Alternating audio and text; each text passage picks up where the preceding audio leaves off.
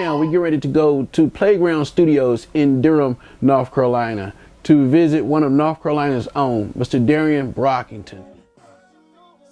I was just listening to you record some of your stuff, just working here in the studio. Just tell me, what has it been like to just get the opportunity to do this? It's most definitely a beautiful experience. I kind of had to take a little break and take a hiatus and live a little bit, but now I'm back in and I'm sitting here, more focused, and I've got a lot of maturity behind me, both personally and musically, and it's just a good feeling to bring all of those things to the table. Like I did my first album in '06, and I was just very ambitious and really wanting to just put my best foot forward, but I don't think I was at a place that I am right now. You know what I mean? So it's just a really good thing to be able to come in and having been in the shed and grinding and working it out, and like now it's now we're recording and you can hear it. Like that's a good feeling. So as far as this album back in 2006, what was the title of it, and what was the structure of it? It was called Somebody to Love, and basically that was my debut album pretty much. It was because before that, anybody ever knew of me was working with Little Brother. And, I pretty much did hooks with them, and, I had a couple of guest songs on, like, their own various projects as individual artists, but nobody really got a chance to hear me, like what Darrien does. So that's what that album was for me, just an introduction to who I am as an artist. Go back, one more time.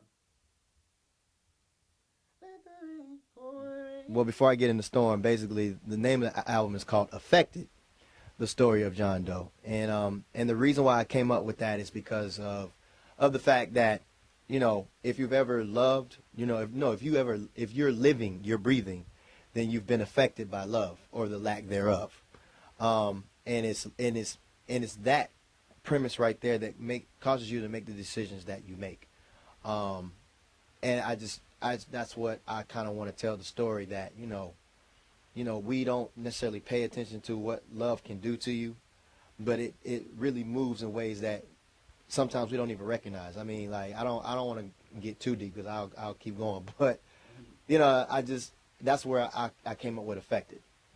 Just basically, if you walk in, you're one way when you experience love, but if when it's all said and done, you come out a different person after love has affected you. So that's the reason why I came up with Affected. Now, the story of John Doe is, even though I'm telling the story, I recognize that this is not just my story. You know what I'm saying? Like, someone's been cheated on, somebody's cheated, somebody's been lied to, somebody's been lied on. You know what I mean? Somebody's been disappointed, somebody's experienced bliss. You know what I mean? Like, everyone has experienced that. So the story that I'm telling, while it may be mine, it's somebody else's. So hence the story of John Doe.